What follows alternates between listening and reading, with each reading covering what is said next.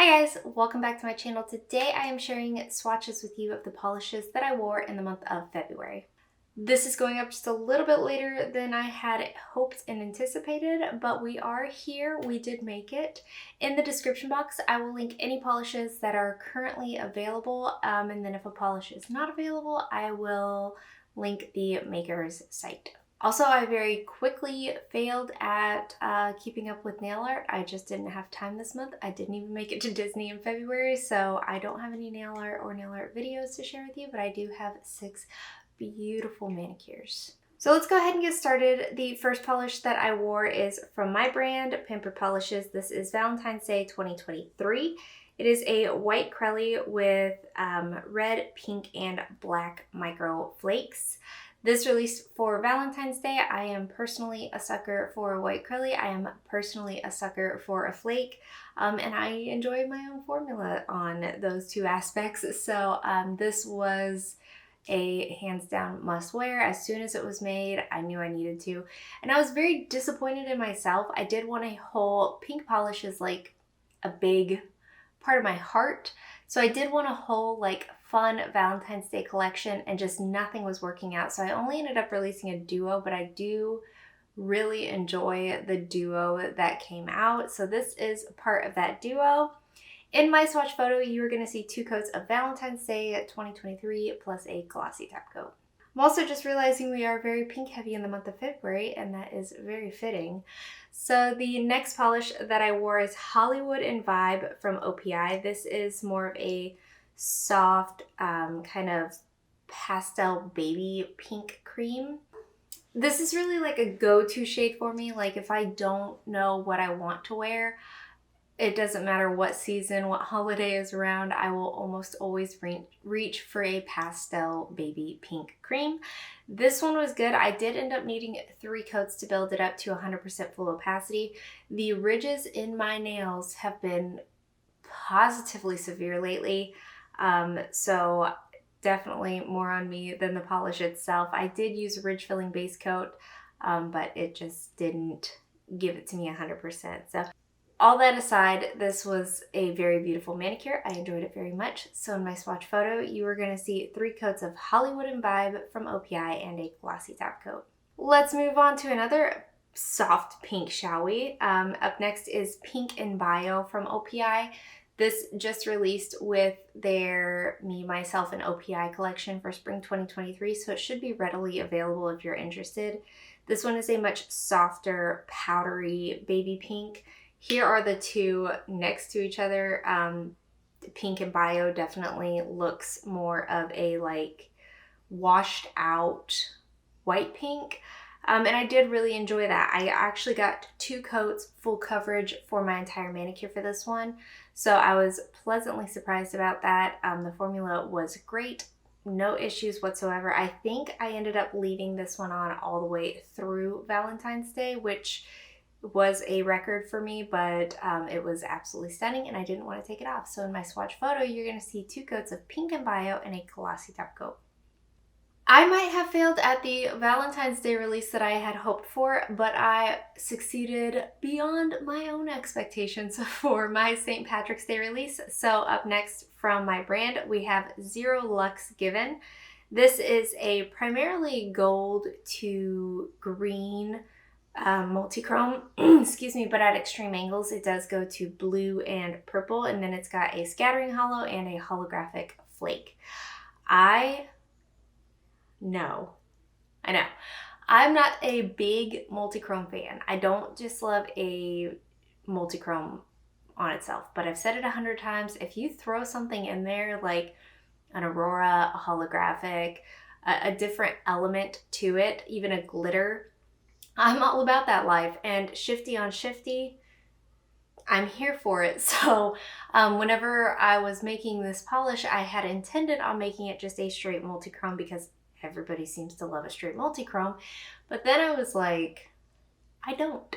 So I added a good bit of holographic to this and I love it. The shiftiness from the rainbows in the sunlight, and in the sunlight you're going to get more of that rainbow effect. In the like lower indoor lightings, you're going to get more of that like shifty blue effect. I just really enjoyed this one. I mean, I'm sitting here explaining the entire premise of a multi-chrome, but I really enjoyed this polish. So anyway, in my swatch photo, you were gonna see 2 coats of Zero Lux Given and a glossy top coat. The next manicure I wore was a duo. I did start out with Mermaid Tears in the scent Cranberry Coast from Anchor Heart Lacquer. I remember this being more pigmented. It is a base coat. It's not meant to be a nail polish. But I do remember it being more pigmented, more milky than it was. So I ended up doing 3 coats of this just to get the opacity that I was looking for. I was kind of trying to replicate Baby Take a Vow from OPI. Bare My Soul. I was trying to replicate OPI's Bare My Soul kind of thing, but this one seemed like a more softer nude as opposed to a pink. So I was hoping for that look. So anyway, I ended up doing 3 coats to get the opacity that I was looking for from this. But again, I know it's a base coat. I know it's not meant to be a standalone polish. Not upset about it whatsoever. But then on top of this, I added Cozy Sherpa from Noodles Nail Polish. This also just recently came out in their spring release. And this is a clear base glitter, and it's got like coppery bronze micro glitter. It's got a very soft dusting of shimmer and then matte white glitters. Noodles Nail Polish, when they come out with their all glitter polishes, it gets me every time. And this one is no exception. I think this is gorgeous built up on its own. I did that in my swatch of it, but then over just a nude neutral, you get a little bit of that shimmer, you get the pop from the white, the sparkly from the metallic glitter that's in here, and I absolutely loved this manicure. I would wear it again in a heartbeat. So that was 3 coats of the Mermaid Tears base coat from Anchor Heart Lacquer, and then I did just top it off with 1 coat of Cozy Sherpa, and then I finished it all off with a glossy top coat. Now, I love wearing glitter polishes. Had to get up again. But I love wearing glitter polishes, and I know a lot of people are like hesitant because of how difficult the removal is. And I've been doing this for a couple years now, but it is a go-to method of mine just to use, and not mine alone. I mean, like, it's not a secret, it's very well known. But I use these little Amazon, or these little nail clips that I get on Amazon. I soak like a cotton ball in just acetone, but my acetone actually has an additive to it that I put in there. I purchase them almost every month from Polish Pickup. I'll add an acetone additive, and it softens the acetone, but it doesn't affect the effectiveness of the acetone. So it still works like an acetone, but it doesn't eat at my skin. So anyway, I soak my cotton ball in that. I throw it on my finger. I wrap my finger with the nail polish clip, and then after like literally a minute, I'll just like shimmy it off, and all of the glitter comes off. So if you love glitter polish too, I highly recommend purchasing some of these little clippies. I will leave a link to these in the bio in the bio. I will leave a link to these in the description as well if you're interested. If you love glitter polish, if you hate removing glitter polish, they have been a lifesaver for the past couple of years for me, and I wouldn't do it any other way. I feel like I'm very chatty today. Let's just move on to the last polish that I wore. This is Claire from Zoya. It's just a very deep burgundy red with very strong brown undertones. So I was looking for kind of like a darker oxblood, vampy kind of feel. I pulled this one out, and then I also pulled out a shimmer from them, and I ultimately ended up landing on the cream, and I feel like that might have been a little bit of a mistake.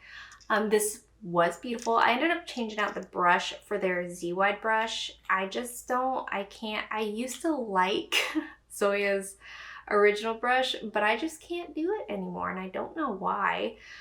So I have like a tiny, tiny, tiny stock of Z-Wide brushes that whenever I feel like wearing a Zoya polish that has the older brush, I can switch it out. So that's what I did for this one. I did end up needing 3 coats for this. It was just a little bit patchy and uneven on 2. But once I put that 3rd coat on, I feel like in most lighting situations, unless there was like an actual flash on my nails, it just kind of looked very dark brown on my nails, and I didn't really love that. So next time I wear something like this, I think I'm going to go for like a brighter dark vampy red cream, but it was pretty. It just wasn't what I was wanting at that moment in time. So anyway, in my swatch photo, you're going to see 3 coats of Claire from Zoya and a glossy top coat.